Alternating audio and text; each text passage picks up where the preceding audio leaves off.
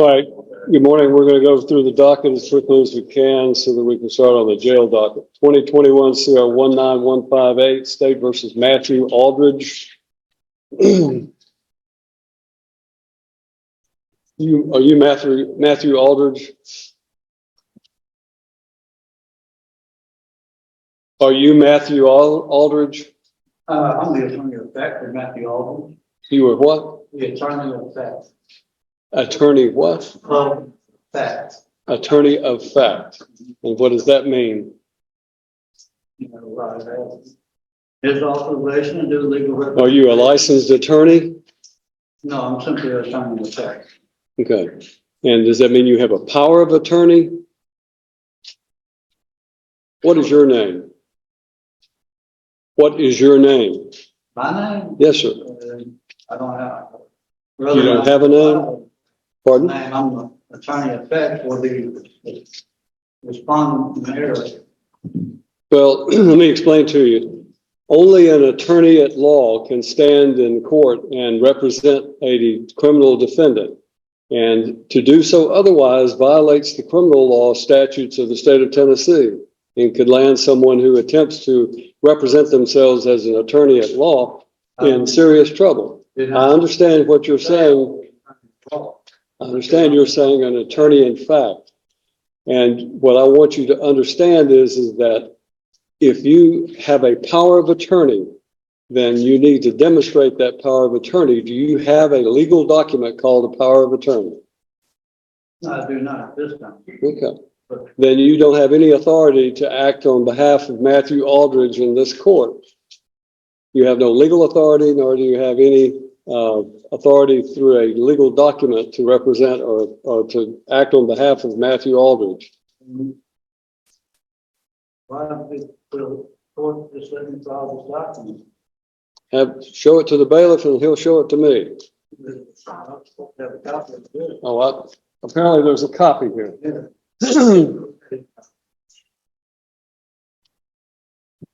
All right, this is in the state of Tennessee of Cheatham County and Chancery Court, which is filed in the wrong county because in the wrong court, because this is circuit court. You just be quiet. You go to the courthouse, it comes up. You need to listen to me instead of talking, okay? This is a challenge to the standing. The Supreme Court of the United States has stated that no corporation has standing anything to man. And then there's a quotation for Rundle versus Delaware Raritan Canal Company. And then it said, as well as it being a maximum law, citing certain Latin phrases, dissimilar things ought not to be joined by a definition of Black's Law Dictionary.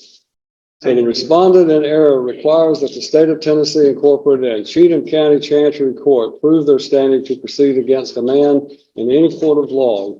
You have 15 calendar days to prove your standing or forever yield to estoppel, waiver, and fraud, and cease and desist this proceeding immediately.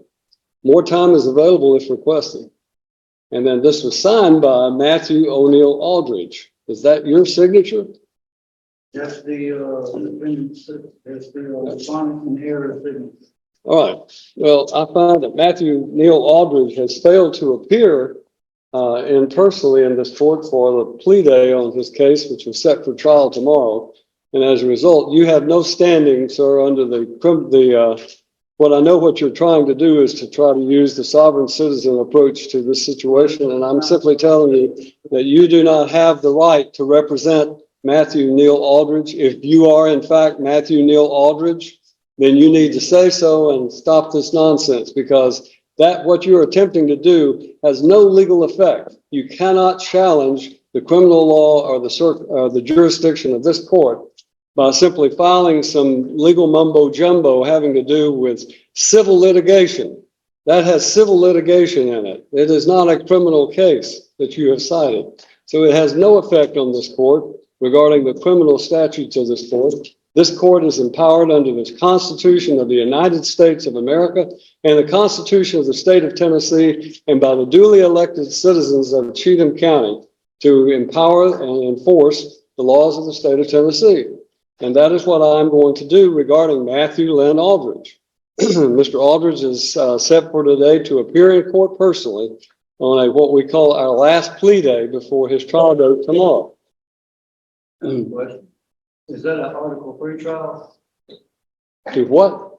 Will that be an article 3 trial? A trial by jury with jury? It would be a trial by jury, certainly it would be. But I don't know who you are. And I don't think you have any authority if you are not Matthew Lynn Aldridge to appear before this court. And you're wasting valuable time that all of these other citizens who are here today. So when I'm talking, you stop talking. No, you will when I'm finished talking. You are wasting the court's time by doing this. And I'm just simply instructing you that if you are in fact Matthew Lynn Aldridge, then this is your last day to settle your case. The trial date is set for tomorrow, and unfortunately, it will not go forward because of the fact that I have a conflict and I have to be in Stewart County on a civil matter. So we're going to assign a new trial date for Matthew Lynn Aldridge. Now, is there a problem with the jury warrants? I'm going to put a notice up there for tonight. If we don't need you tomorrow, but we need you on February the 6th.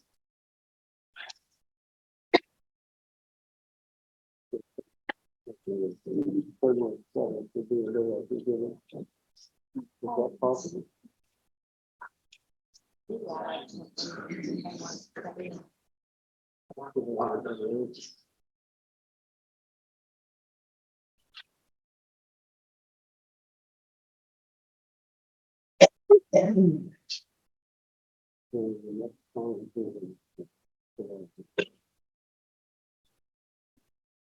General, we're going to need to set a trial date in July.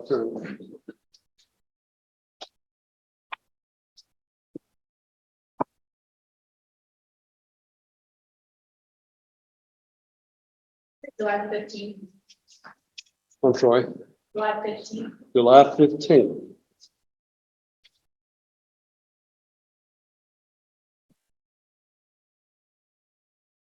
All right. To Matthew Aldridge and the individual standing before me whose name must not be uttered, then we will set a July 15th trial date for Mr. Aldridge. Whatever this document is that you have filed is in fact invalid because it does not cite any valid criminal statute, and therefore I'm denying whatever that might be in the way of a motion. The trial date will be July 15th. The last day for Mr. Aldridge to enter a plea or go to trial will be July the 8th. July the 8th. Now, we're going to give you a card. If you are in fact Matthew Aldridge and you're just playing games with the court regarding this nonsense that you filed, then you may get this card and you may go on about your business. If you are not Matthew Aldridge, then I would suggest to you, you relay to Mr. Aldridge that he must appear on July the 8th, or a bond revocation will take place, and his case will be will take place with him in jail, incarcerated on the 15th. That's the judgment of the court. You need to take your piece of paper and go on about your business. And that's where the judge finally made his position crystal clear. The sovereign citizen-style arguments had no effect, and the court warned that failing to appear could lead to bond revocation and jail. Whatever you think about his approach, the judge made one thing clear: the case was moving forward. Do you think the judge handled this the right way?